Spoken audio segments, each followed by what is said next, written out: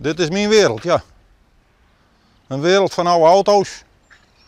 Een oude vrachtwagen waar ik nog steeds met riet. En zand en grind, er lijkt nog niet zoveel omdat het winter geweest is. Maar binnenkort komt er weer wat zand, wat speelzand en wat zwarte grond te leggen. En dat vind ik dan wat uit. En ondertussen pielen je al wat met auto's. En ik heb een hobby. En dat is nog zo wat een straf worden, antieke auto's. 1945er Ford. 1950 Ford, legendarische motoren. Wat heb je op zolder? Dat ben Borgwarts Isabella. Kunnen we die eens zien? Dat is, ik hoop dat ze de trap op komen kunnen, want het is wat vol. Nou, hier staan sloop Borgwarts. Wat verdorie niet. Hier halen wat uit. Ja, wat bedenk je wat? Ja, dat voor 3 minuten. Ik ben al 10 minuten aan het lopen. Oh, ik zie ook een luidspreker. Nou, zo vind ik nog helemaal. Kijk, nou, dan heb ik hier nog wat Borgwarts Isabella. Borgwarts Isabella. Ja, een legendarisch automerk Oké. uit de 50er jaren en begin 60er jaren. Onverslaanbare auto. Maar dan laat ik je nog een Borgwarts zien, ook zeldzaam. Dat is een stationcar, die staat hier beneden. Flikker niet met die camera bij die trapdel. Maar wat maak je met al die oude auto's? Ja. Kijk, ik had vroeger Porsche... Abba! Ik verzamelde vroeger postzegels. Ja. Maar toen stond ik op een winderige hoek. En toen deed ik het boek open en ben al mijn postzegels weggewaaid. Ik denk ik met wat zwaarders hebben. Ja, en omdat ik auto's natuurlijk een prachtuitvinding vind. Dus toen is het met auto's wat begonnen. En die auto's uit de tijd van de 50 en de 60er jaren, een beetje de 40er jaren, die Amerikaan met die spijltjes in het vooruit, ben natuurlijk legendarisch. Dat is gewoon geweldig. En dat was een prachtige tijd. De arbeider begon wat te verdienen, werd nou afgebroken, maar die verdiende wat. Dan kon je een autootje kopen, een klein Opel Kadetje, een NSU Prinske. En zo ging dat wat beter. En zo, die tijd, nou en dat vind ik mooi. Hier staat nog een puntgave Mercedes diesel van 1956 of 57. Ik weet net, kijk wat je verstaan om de puntgaaf. Puntgave is Maar gaver, moest horen.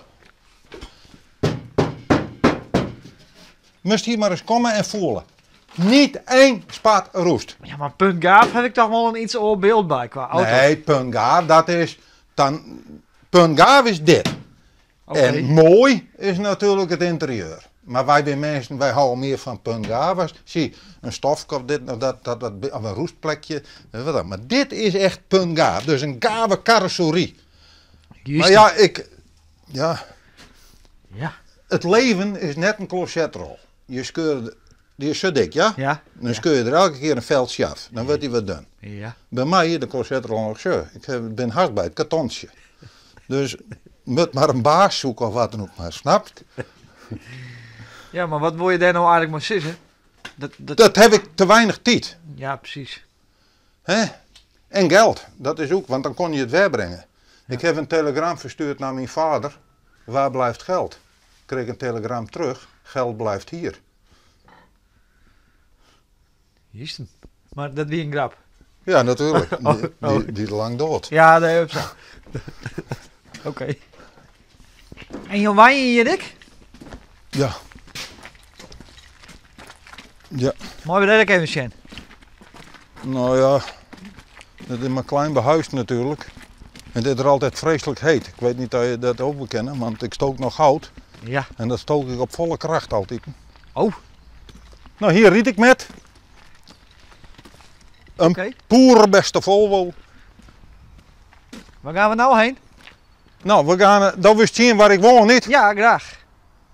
Nou, kom maar met dan. Oké. Nou, dit is mijn bedrijfsauto. Ja. En, maar dat is wel wat een dure jongen, want dat is nog benzine. En wist ook horen hoe een echte motor loopt van jacht? Graag. Nou, Chico in die auto. Hup. Helemaal in stijl, dat ding.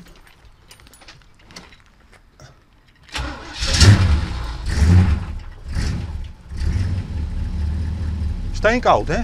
Moest horen, met dat uitlaatje.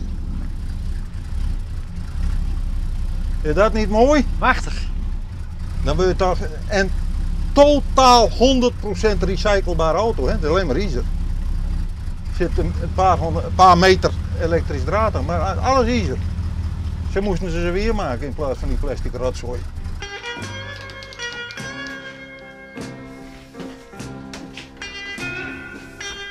Ik doe nou het raam maar weer dicht. Want de kachel is op sterven na dood. Maar dan voelt het wel niet hoe lekker als het hier nog is. Heerlijk. En waar je jou hier dan weinig?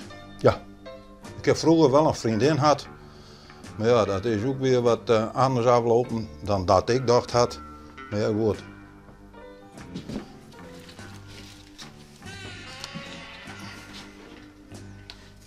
Zie je, nu is je de hele dag tevreden. Maar je hebt geen gas dus? Nee, dat wil ik niet. Ik heb alleen stroom. En als je dat te duur wordt, koop ik een ouderwetse dieselmotor met een generator en 4 vrachtwagenaccu's en een dingetje, een omvormer ertussen en dan heb ik ook stroom. En dan heb ik helemaal met niemand meer wat nodig. Nou, een riolering misschien of zo? Of, Ja, eigen beerput hier. Oh, Eigen, oké. jazeker. En dat zeggen die Engelsen zo mooi niet. Less is more. Minder is meer. Nou, daar ben ik een heilig voorstander van. Wat gezond eten, dat soort dingen, daar hou ik wel van. Maar Nee. minder is meer, maar je hebt ook 24 auto's in je score staan. Ja, maar recyclebare auto's van 100% staal. Die auto waar jij in rijdt, dat is van 99 elektronica en plastic. Dus als je die naar de bliksem helpen moet, in de shredder, komt er alleen maar plastic uit. Nou, waar zitten de oceaan en de wereld vol met? Plastic. Maar staal kan je recyclen. Straks die accu's van al die elektrische auto's, waar moeten we daar met heen? Dus de mensen kijken niet verder dan hun neus lang is. Dus die rotzooi hoef ik niet. Die Chevrolet is voor 100% recyclebaar. Er zit 4 banden onder. Nou, die kunnen ze tegenwoordig al recyclen.